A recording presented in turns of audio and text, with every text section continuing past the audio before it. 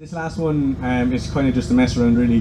I just took a load of news stories from 2020 and I tried to write to them just using like one letter of the alphabet. I only got as far as F because it was getting really depressing and it was getting really long. But yeah, I'll have a go at it.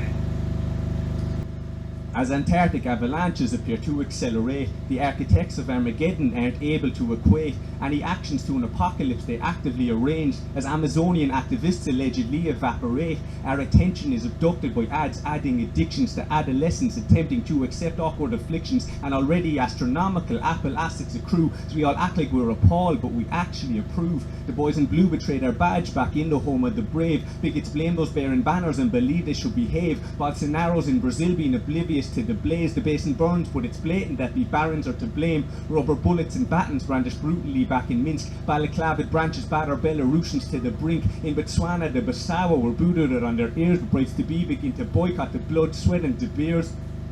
Critics coalesce and circle around a common cause, concern caricatured, a cat without its claws. Quick clicks are not change, we're convinced that we contribute. Corporations create coloured crests, their cloak crimes can continue. In a cacophony of crises, we cling to our convictions, carefully curated content crisscrossed with contradictions, but conformity to concepts can subconsciously confine us. Can they claim to cover C and exclude coronavirus?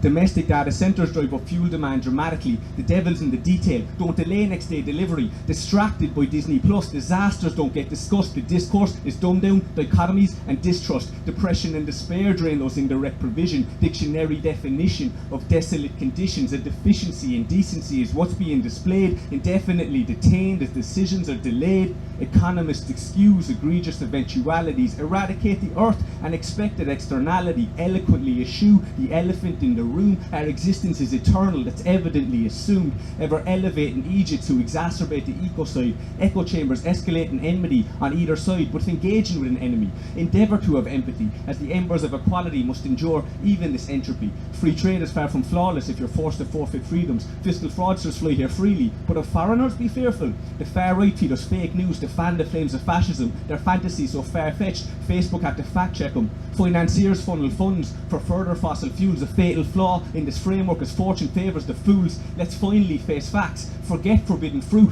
Our futures will be fucked if we fail to fix it soon. Thank you.